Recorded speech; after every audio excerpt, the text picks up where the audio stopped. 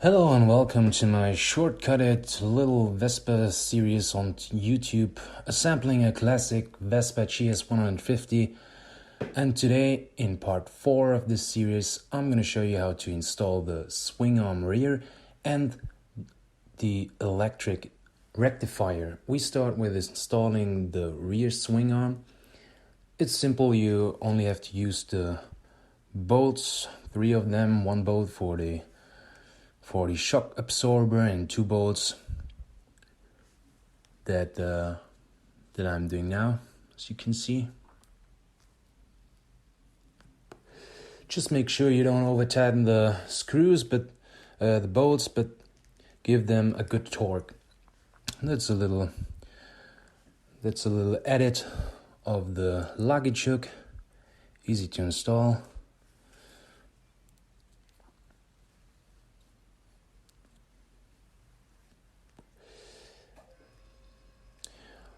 Okay, and here comes the connecting box for the wiring loom that goes to the handlebar and the wiring loom that comes from the engine. And I'm starting with taking off the isolation, connecting all colors into the right seatings, and then I'm putting a little bit of solder into this little holes, and the wires should hold.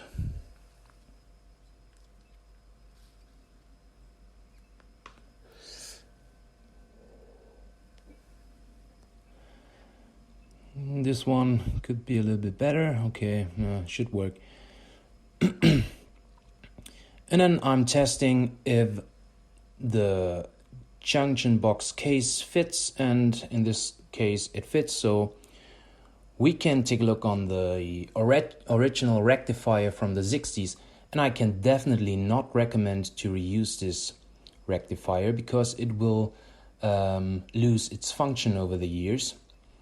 But anyways, I show you how to install it. It's black-white because afterwards I'm going to show you a better solution. What you can do to transist your alternating current into direct current in a much better and more efficient way than the old rectifier did.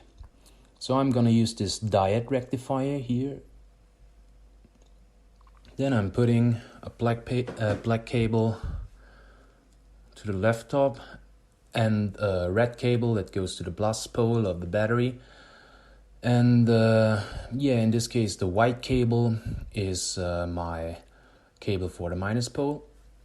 And you can simply install this rectifier into the original case. Just put it in and then connect the cables. Red to the plus pole, the green cable for the horn and the lights, the braking switch, and through the black cables that comes from the engine flows alternating current that has to be rectified into direct current for the brake light or the horn, for example, and also the battery ignition. That's the most important thing. And then as you can see, I'm building here a ground point with the white cable that's for the minus pole. And then you should have a more functional ignition, battery ignition, than you have if you use the original rectifier. Tighten it. That's it. Thanks for watching and stay tuned for part 5, and hope you have a nice Sunday evening.